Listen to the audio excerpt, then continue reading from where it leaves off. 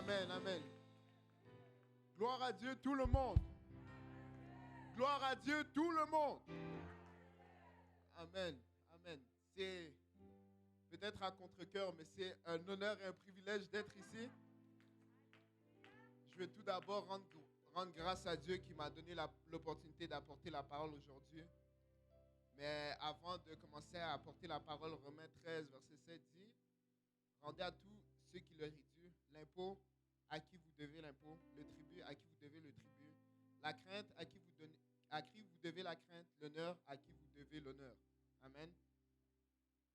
Donc ici, rendre l'honneur à qui l'honneur est dû, c'est comparé à payer nos impôts. Donc je ne veux pas commencer sans honorer. Amen. Amen.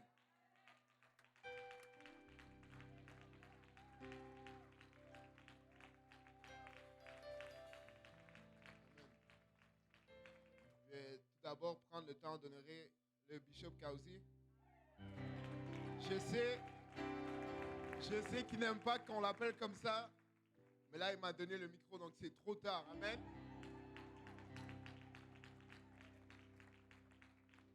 Tu sais, des fois on a comme cette illusion que il faut que l'homme de Dieu vienne d'une ville aux États-Unis pour qu'il soit béni ou loin. Mais on oublie d'apprécier je vais le dire, les légendes qu'on a ici. Amen. Je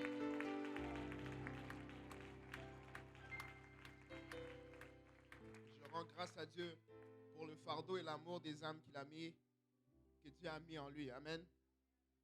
Et si ce n'était pas pour son sacrifice, si ce n'était pas pour ses prières, pour son jeûne, pour le temps qu'il investit en nous, on ne serait pas ici. Amen. C'est sûr que nous ne pouvons rien faire par la grâce de Dieu, mais Dieu a mis des hommes de Dieu dans nos vies pour nous aider. Amen.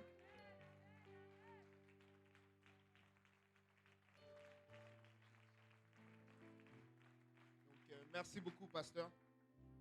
Je pourrais également ne pas être ici si ce n'était du leadership de notre merveilleux pasteur des jeunes, pasteur Lionel, amen, ainsi que sa famille.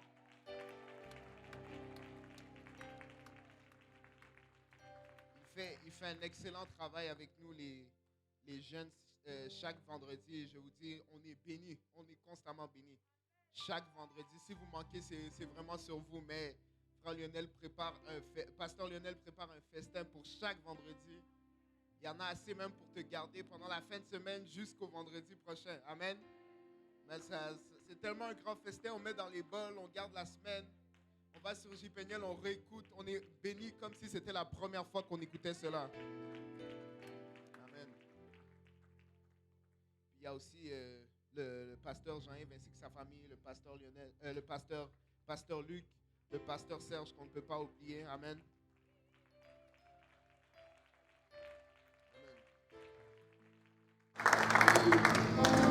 J'aimerais aussi prendre le temps de reconnaître ma famille qui me supporte en tout temps, qui me soutient. Me supporte aussi bien dans le sens de me soutenir, mais aussi dans le sens d'endurer mes folies. Amen. Et la dernière et non la moindre, j'aimerais aussi remercier ma femme. Ouvrons nos Bibles dans Romains 8, 28. Amen. Amen. Celle-là, elle va me coûter cher. Elle va me coûter cher plus tard, cette blague. Mais ouvrons nos Bibles dans le livre de Romains 8, 28. Amen.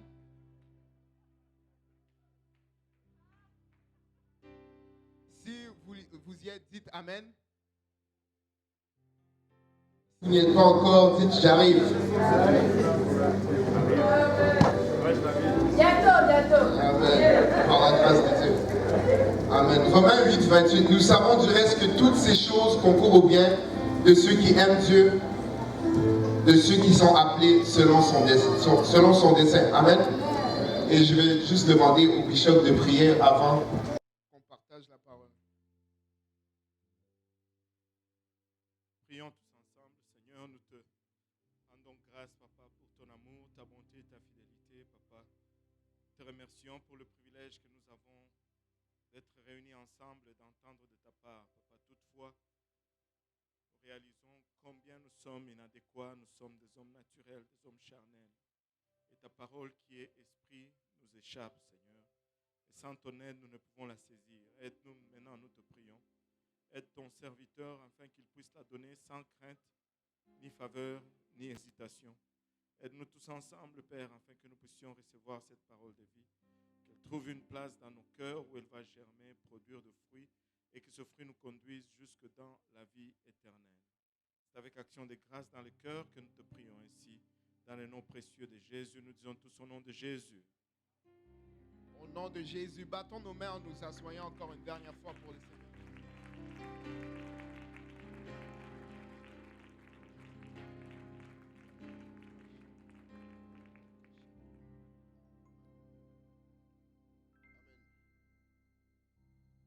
C'était hier en avant-midi.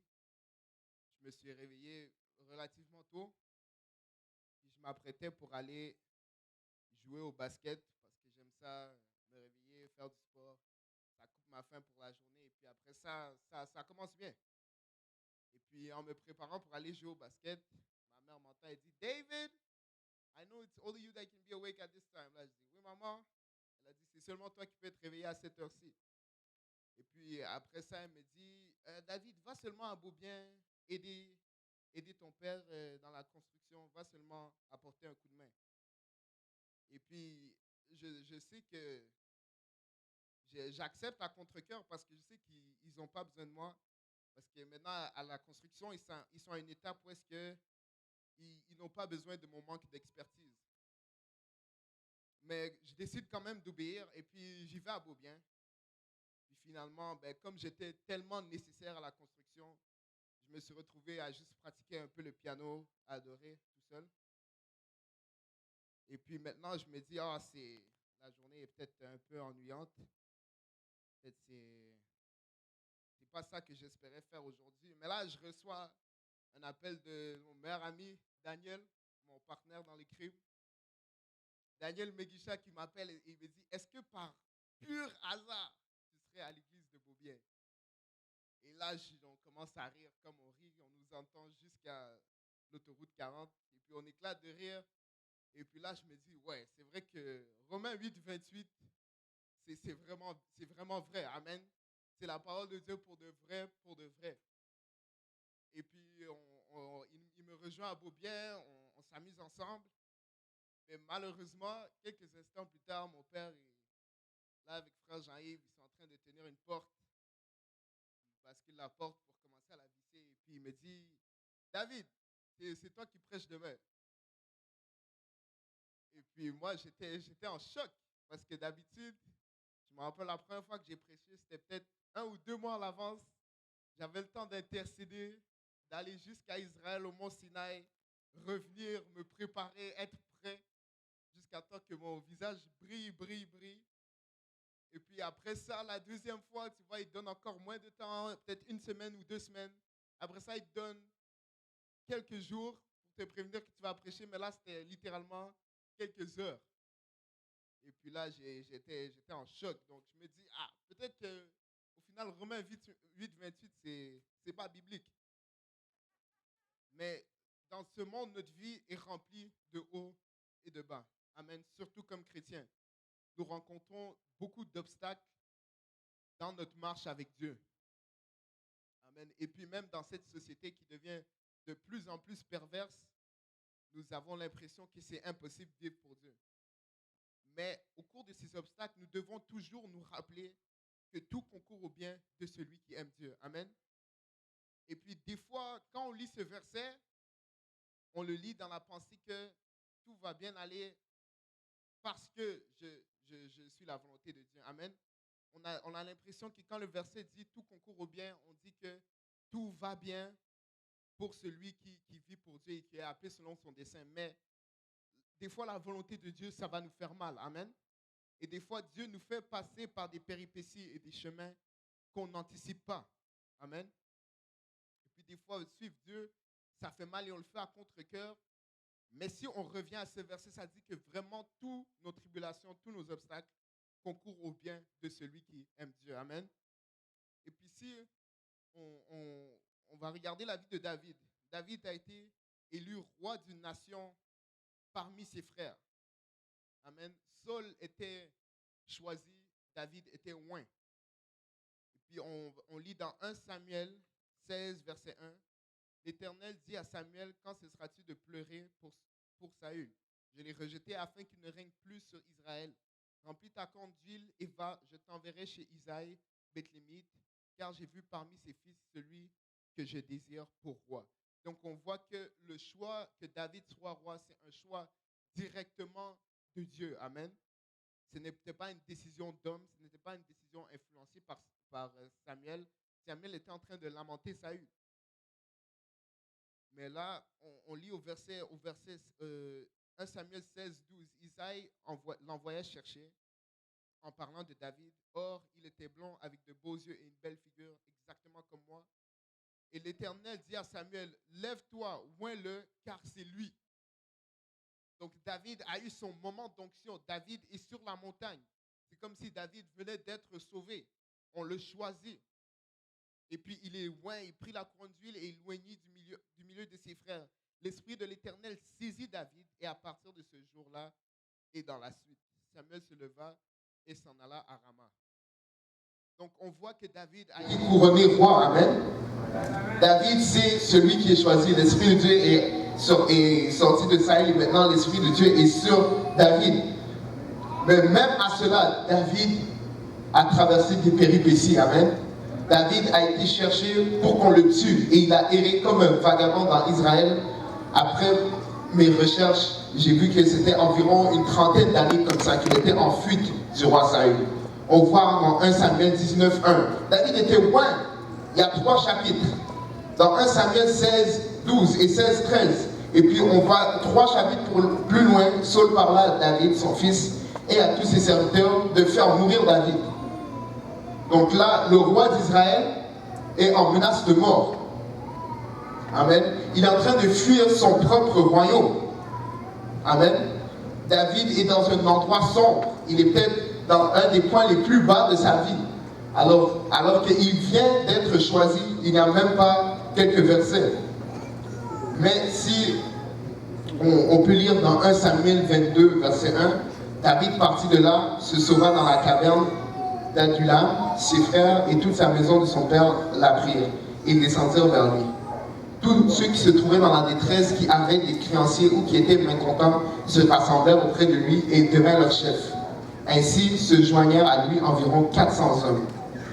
Ici, on peut voir que malgré le fait que David soit à un moment plus bas, malgré qu'il vient d'être loin et maintenant il fuit pour sa vie, on voit que Dieu est déjà en train de placer des gens en dessous de David. Amen. Dieu est déjà en train de lui former pour qu'il puisse être dirigeant d'une nation. Amen. Dieu le mit à la tête de 400 hommes qui sont tous en train de fuir. Et puis, qui sait que si c'est pendant ces temps-là qu'il était avec ces hommes que David, il a pu avoir de l'expérience pour savoir comment diriger une armée, savoir comment diriger un peuple. Donc peut-être que tu es dans un des moments les plus bas de ta vie, mais tu ne sais pas qu'est-ce que Dieu est en train d'essayer de planter en toi. Amen. Tu ne sais pas ce que Dieu est en train d'essayer de faire germer en toi. Amen. Mais si tu continues à faire ce que Dieu aime et à être agréable à lui, ta chute va être une expérience où est-ce que tu pourras apprendre, où est-ce que tu pourras fleurir. Amen. Donc Dieu était vraiment au contrôle de toutes choses. Amen. Parce que David il était censé être au trône, mais il était dans une caverne. Et parfois, nous oublions vraiment qui nous servons. Nous oublions que c'est le Dieu Tout-Puissant, Amen, que nous servons. C'est lui qui a délivré son peuple d'Israël. Des fois, on oublie que notre Dieu est tellement grand. Amen. C'est lui qui a créé les cieux et la terre. On ne prend pas un pas sans qu'il le sache. Il n'y a pas un cheveu qui tombe de notre tête sans qu'on le sache. Amen. Sans qu'il le sache. Et à travers toutes nos épreuves, on doit quand même se rappeler qu'il est Dieu. Amen. Le même Dieu qui nous a donné notre premier réveil JPNN, c'est lui-même qui nous accompagne aujourd'hui. Amen. Le même Dieu qui a fait en sorte qu'on amasse des offrandes pour aider les gens aux alentours du monde, c'est le même Dieu qui va pourvoir à tes factures, qui va pourvoir à tes besoins. Amen. Jésus-Christ c'est le même hier, aujourd'hui et éternellement. Amen. Donc ce qu'il était hier, il est encore aujourd'hui. Amen. S'il était bon hier, qui peut être un témoin que Dieu a été bon envers nous dans leur vie? Amen. Déjà, il nous a sauvés, il nous a arrachés du péché. Donc s'il était bon hier, je vais avoir la foi qu'il va être bon envers moi aujourd'hui dans ma circonstance. Amen. Un autre exemple que tout concourt au bien de celui qui aime Dieu, c'est l'histoire de Paul et de Silas. Paul c'était un grand persécuteur des chrétiens, mais Dieu a tourné sa vie et puis il est devenu un grand évangéliste. Lisons dans Actes 16, à partir du verset 19. Les maîtres de la servante, voyant disparaître l'espoir de leur gain, se saisirent de Paul et de Silas et traînèrent sur la place publique devant les magistrats. Ils leur présentèrent aux prêteurs en disant « Ces hommes troublent notre ville. Ce sont des Juifs qui annoncent des coutumes qui nous est pas permis ni de recevoir ni de suivre à nous qui sommes romains. » La foule se souleva contre eux et les prêteurs, ayant fait arracher leurs vêtements, ordonnèrent qu'on les bâtît de vierges. Après qu'on les eut chargés de coups, ils les jetèrent en prison en recommandant au geôlier de les garder sûrement. Le geôlier ayant reçu cet ordre, les jeta dans la prison intérieure et leur mit des ceps aux pieds. Amen. Je ne sais pas si vous comprenez à quel point un emprisonnement, c'est l'inverse d'être un évangéliste. Amen. Paul était dans un moment bas, dans un moment où est-ce qu'il était à une place où est-ce qu'il n'était pas censé être. Amen. L'évangéliste, c'est ceux qui voyagent partout dans ce monde. Amen. Pour prêcher la parole. Mais maintenant, Paul se retrouve avec des ceps au même pied qu'il est censé utiliser pour partager l'évangile. Amen. Mais cela n'a pas arrêté Paul. Amen. Parce que Paul savait en qui il avait cru. Amen. Donc si on lit au verset 25, vers le milieu de la nuit, Paul et Silas priaient et chantaient les louanges de Dieu et les prisonniers les entendaient. Tout à coup, il se fit un grand tremblement de terre en sorte que les fondements de la prison furent ébranlés. Et au même instant, toutes les portes s'ouvrirent, les liens de tous les prisonniers furent rompus. Le geôlier se réveilla et lorsqu'il vit les portes de la prison ouvertes, il tira son épée et allait se tuer, pensant que tous les prisonniers s'étaient enfuis. Mais Paul cria d'une voix forte, « Ne te fais point de mal, nous sommes tous ici. » Alors le geôlier, ayant demandé de la lumière, entra précipitamment et se jeta tout tremblant aux pieds de Paul et Silas. Il les fit sortir et dit, « Seigneur, que faut-il que je fasse pour être sauvé ?» Paul et Silas répondirent, « Crois au Seigneur Jésus et tu seras sauvé, toi et ta famille. » Il y annonça la parole du Seigneur ainsi à tous ceux qui étaient dans sa maison, et il les prit avec lui 7 heures même de la nuit, et il lava leurs plaies, et aussitôt il fut baptisé, lui et tous les siens. Et juste faire une petite parenthèse ici, des fois, il y a certaines personnes qui vont te dire que croire, c'est tout le nécessaire pour être sauvé. Amen. Et ils peuvent même sortir ce verset et disent, crois au Seigneur Jésus, crois au Seigneur Jésus et tu seras sauvé, toi et ta famille. Mais leur croyance leur a poussé à faire des actions. Amen. Ils n'ont pas seulement cru, mais ils ont agi. Parce qu'on voit il les prit avec lui 7 heures même de la nuit, il lava leurs plaies et aussitôt il fut baptisé, lui et tous les siens. Amen. Notre croyance, il faut qu'il y ait des actions derrière notre croyance. Amen. On ne doit pas seulement croire à Jésus, mais notre croyance va nous amener à obéir l'évangile. Amen. Mais ça, c'est juste une parenthèse. Donc Dieu, on peut voir dans ce passage que Dieu, il a utilisé les liens de Paul pour apporter la liberté dans la vie de ce geôlier. Et qui sait que si Dieu ne te fait pas passer à travers ces épreuves pour amener le salut à quelqu'un. Amen. Quand nous traversons des défis dans la vie, des fois, on est tellement concentré sur nous-mêmes, on est tellement concentré sur notre sort qu'on ne voit pas que notre témoignage, que notre foi, que si on continue à être ferme, ça peut apporter le salut à quelqu'un d'autre qui nous observe.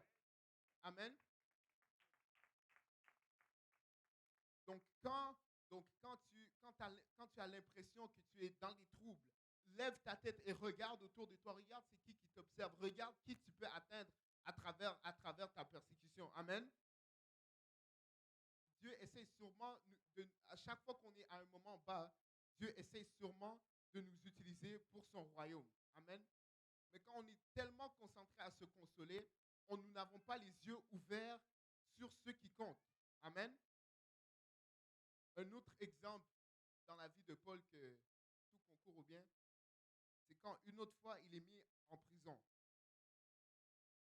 Paul a écrit le livre de Philippiens et Paul a écrit le livre de Philippiens pendant qu'il était encore en captivité par les Romains. Amen. On voit encore une fois que Paul est complètement à l'inverse de ce qu'on penserait qui serait la volonté de Dieu. Amen. Des fois, on pense, je pensais que Dieu m'avait dit que j'allais être cela, mais les circonstances de ma vie ne correspondent pas à vraiment ce que je sens qui est la volonté de Dieu. Amen. Mais regardez comment il parle pendant qu'il est en captivité. Dans Philippiens 1:12. Je veux que vous sachiez, frères, que ce qui m'est arrivé a plutôt contribué au progrès de l'Évangile. En effet, dans tout le prétoire et partout ailleurs, nul n'ignore que c'est pour Christ que je suis dans les liens. Et la plupart des frères dans le Seigneur, encouragés par mes liens, ont plus d'assurance pour annoncer sans crainte la parole. Donc, Paul ici, on ne dirait pas qu'il parle comme quelqu'un qui est dépressif. Amen. On ne dirait pas que Paul parle comme quelqu'un qui est dans les liens. Amen. Mais Paul sait que son emprisonnement est une source d'encouragement pour quelqu'un. Paul sait que même si lui, il est à un moment bas, peut-être ceux qui voient et qui luttent avec peut-être moins sont encouragés par sa persévérance. Amen. Et je pense que c'est de la même manière que Dieu veut nous utiliser. Amen. Nous devons nous rappeler que malgré le fait que nous soyons bas, amen, nous vivons dans un monde où est-ce que ta vie est presque affichée partout. On sait quand tu es bas, on sait quand tu ne vas pas bien. Et puis quand les gens voient que malgré tes difficultés, malgré tout cela, ils voient que tu es fidèle, ils vont peut-être se demander, moi je veux la même chose que ça. Amen. Moi je veux que même dans les moments tristes, que je sois joyeux, même dans les moments où est-ce que je n'ai pas beaucoup, moi aussi je veux ressentir la joie. Et ils seront attirés par ce témoignage. Amen. Dans le passage qu'on a lu en introduction, les deux versets ramènent toute une autre révélation. Parce que là, on a parlé du fait que peut-être quand on est bas, c'est pour atteindre quelqu'un d'autre. Amen. Mais aussi, ici, nos moments bas, ce ne sont pas des moments tellement si bas que ça. Amen. Si on lit à partir du verset 29, car ceux qu'il a connus d'avance, les a aussi prédestinés à être semblables à l'image de son fils, afin que son fils fût le premier-né entre plusieurs frères. Et si on continue dans le verset d'après, ceux qu'il a prédestinés, il les a aussi appelés, et ceux qu'il a appelés, il les a aussi justifiés, et ceux qu'il a justifiés, il les a aussi glorifiés. Amen. Dans le verset 30, on peut voir que même dans nos moments bas ici sur terre, nous savons que ce n'est pas la destination finale. Amen. Même dans nos moments où est-ce qu'on se sent triste, nous savons que ici, ce monde, amen, ce n'est pas notre destination finale. Ce n'est pas ici qu'on va rester. Amen. Nous savons que nous avons l'espoir en un Dieu qui prépare une place pour nous dans les lieux très hauts. Amen. On voit que malgré le fait qu'on soit triste ici, nous ne sommes pas de ce monde, donc nous avons une espérance à venir. Amen. Donc même dans nos moments tristes, nous savons que tout concourt au bien parce que nous savons que nous avons une destination finale qui est bien meilleure qu'ici. Amen. Nous avons une vérité, nous avons une révélation qui devrait nous permettre de ne jamais être déprimés dans ces moments sur terre. Amen. Nous devons savoir que même si je n'ai pas des chaussures ici sur terre, même si je n'ai pas une maison ici sur terre, j'ai une maison en haut que Dieu me prépare pour moi. Amen.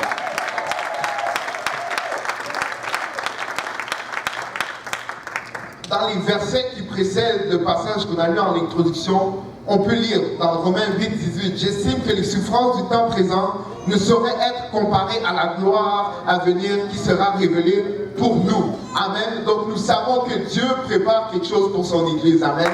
Même si nous souffrons ici, nous devons garder notre tête haute parce que nous savons que nous ne sommes pas d'ici. Amen. Dans Philippiens 1:21, le même passage que quand Paul était en captivité, ça dit car Christ est ma vie et la mort m'est un gain. Je sais que personne ici n'a envie de mourir. Amen. Qui a envie de mourir ici? Personne. Mais qui a envie de voir Dieu?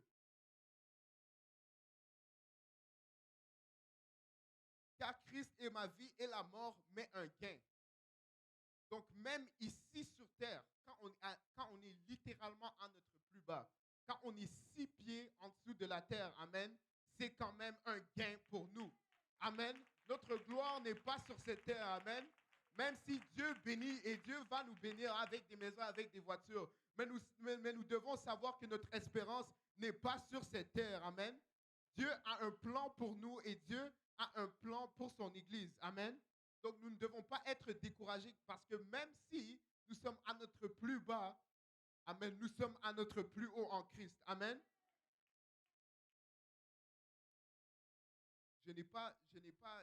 Mon message n'est pas très long, mais j'avais en cœur que si l'Église, on peut prendre un temps pour prier, amen.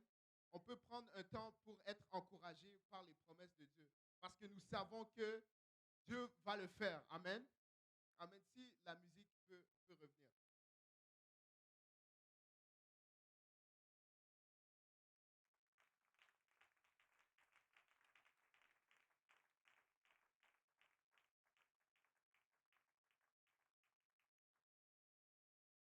Amen. Dieu a toutes sortes de promesses pour son Église. Amen. Puis j'ai creusé ma Bible, j'ai cherché sur l'Internet une liste de promesses que Dieu a pour nous. Et si l'Église de Dieu peut se lever, j'aimerais qu'on prie en déclarant ces promesses qu'ils soient réelles, en déclarant ces promesses dans nos vies. Amen.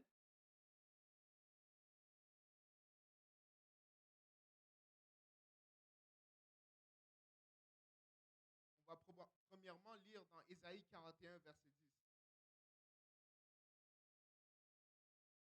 Ne crains rien. Si on peut tous le lire ensemble, amen.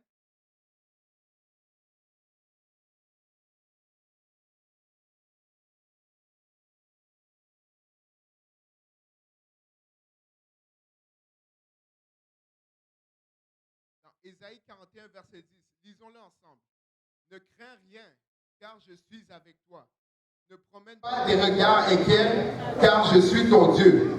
Je te fortifie, je viens à ton secours, je te soutiens de ma droite triomphante. Amen. Donc même dans nos moments des plus bas, Église, nous ne devons pas craindre parce que nous savons que Dieu peut le faire pour nous. Amen.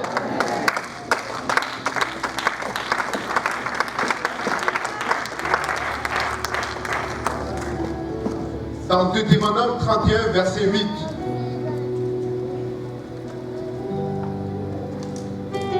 Si vous y êtes, dites Amen.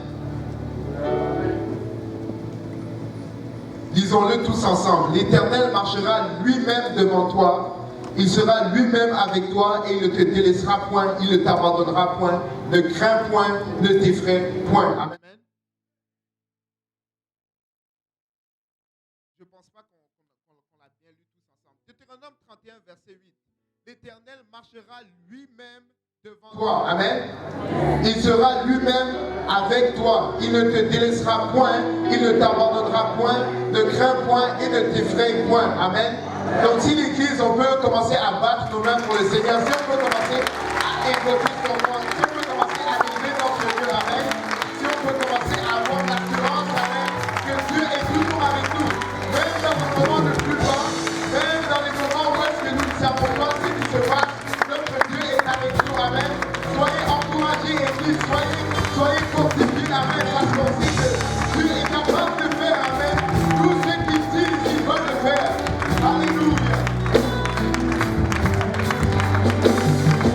Dieu est capable de faire tout ce qu'il dit. Il fera. Chantons-nous de toute façon, amen. Il accomplira.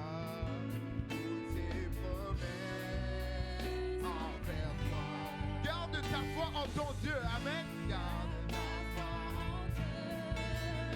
Il ne t'abandonnera pas, amen. Amen. Église, si on veut commencer à élever dans ce lieu, si on veut commencer à prier, Seigneur Père, utilise-nous pour ton Dieu. Alléluia, Jésus. Alléluia, Jésus. Seigneur Père, nous venons, Seigneur, aussi dire dans ta promesse, dans ta parole, Seigneur Jésus. Je sais que c'est pas difficile ces choses, amen.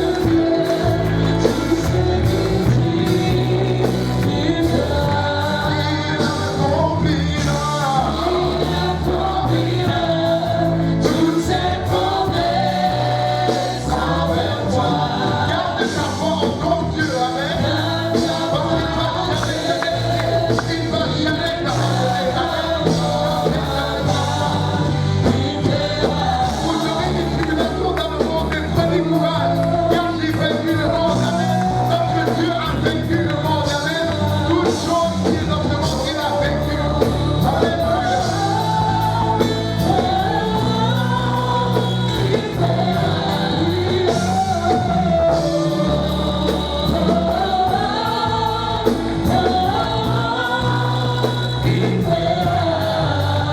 Quand Seigneur s'est déplacé, donc il n'est pas terrassé, car l'Éternel lui prend la main. Amen.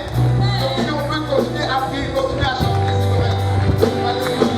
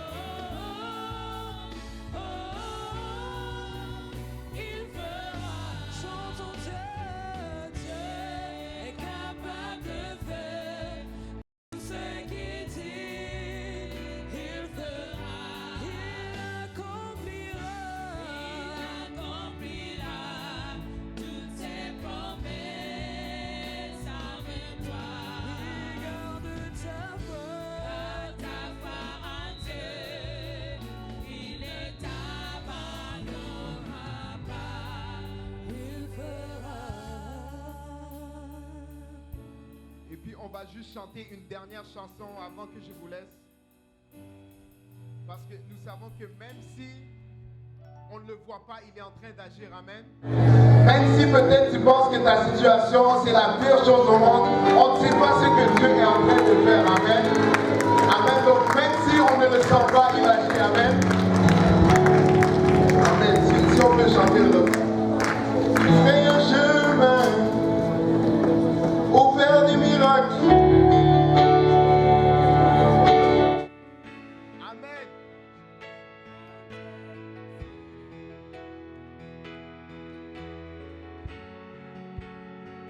Père,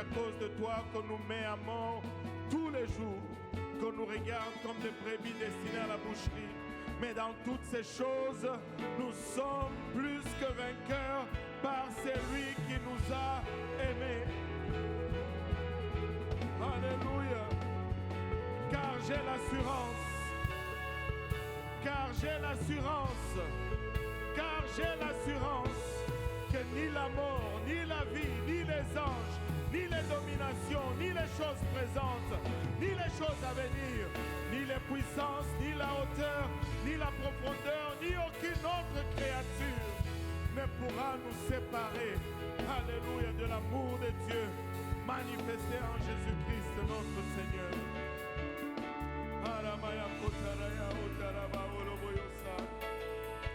Alléluia.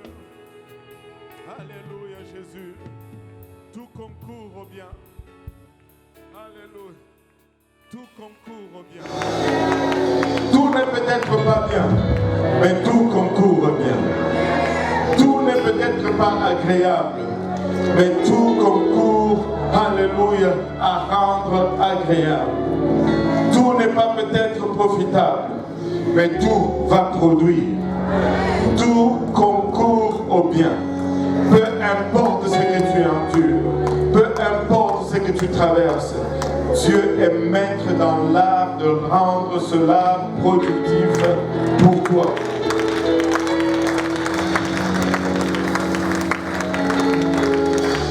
Il n'y a qu'une seule condition. Il n'y a qu'une seule condition. Il dit tout concourt au bien.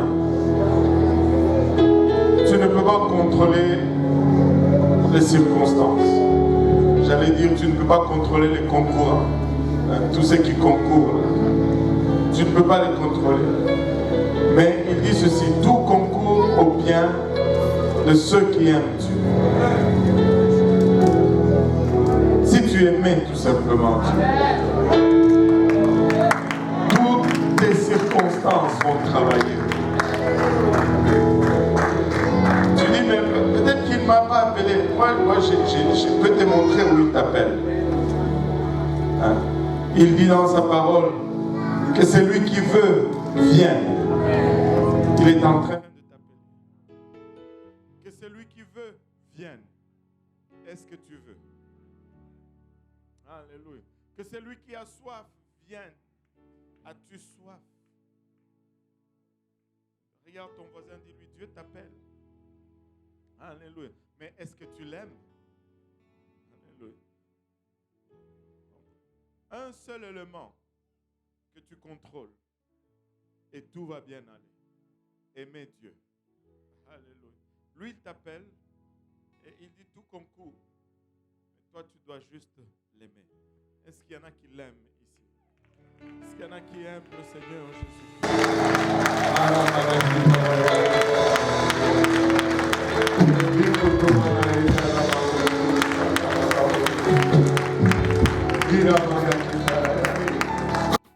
Alléluia.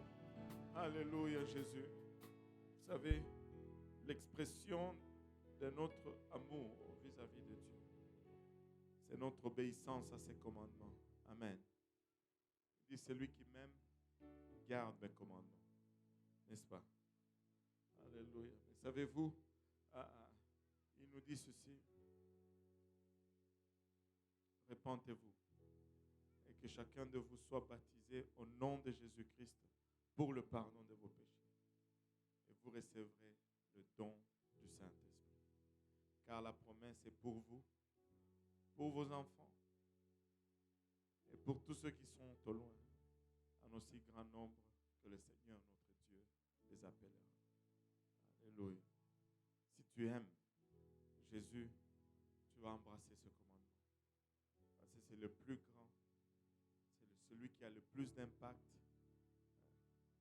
c'est celui qui demeure par-dessus toute autre promesse. Vous savez, les conflits avec la famille, Dieu va les résoudre. Mais même s'il ne les résout pas, un jour on va mourir et les conflits vont finir. Alléluia. Un jour, vous pouvez parler comme vous voulez, je serai mort, je ne veux plus entendre. Bye bye. Et c'est les dettes. Il y aura un prochain salaire, tu vas payer les dettes. Et même pour les dettes, un jour je vais mourir. La Banque de Montréal va me chercher, je ne serai plus là. Je serai parti. Amen.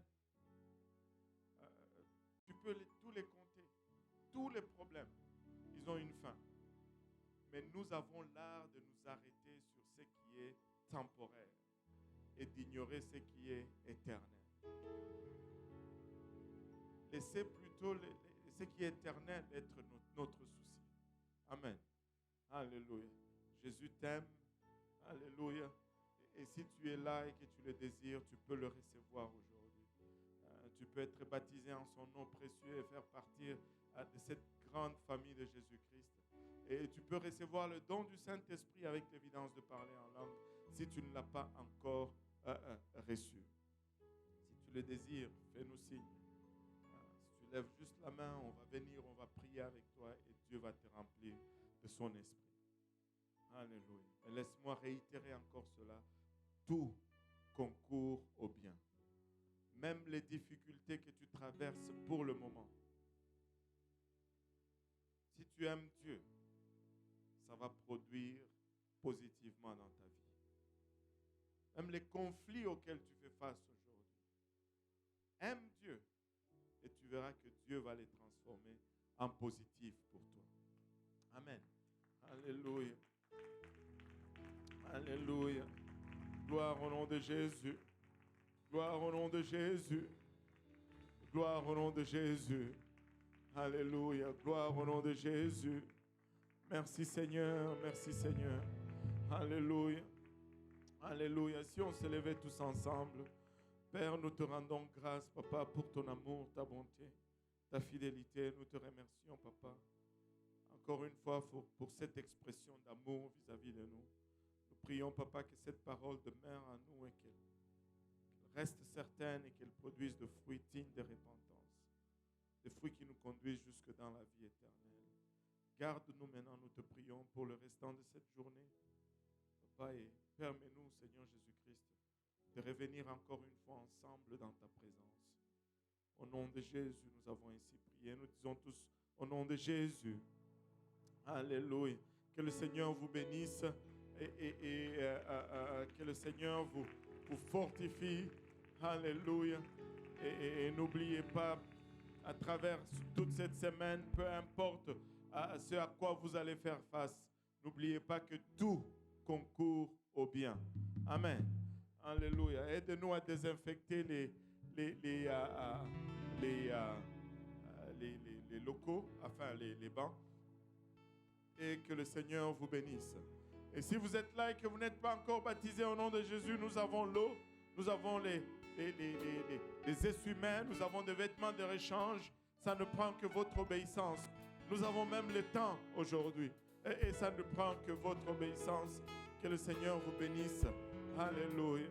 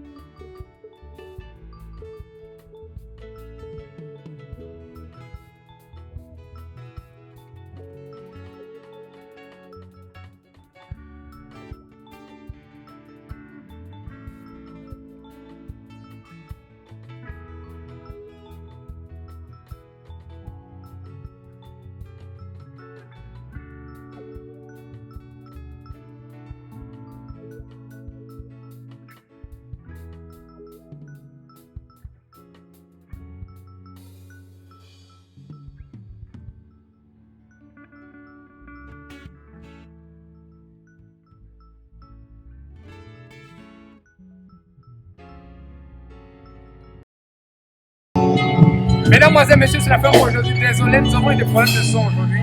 Apparemment, il y aura une mise à jour du système de chèque qu'on utilise de l'autre côté et on n'a pas été averti. Donc, c'est pour ça. Ça devrait être ajusté pour les prochaines diffusions. Gardez-nous en prière. Tout ça, c'est pour le fort. C'est pour le nom du Seigneur Jésus. Que Dieu bénisse ce frère Yannick. Au revoir.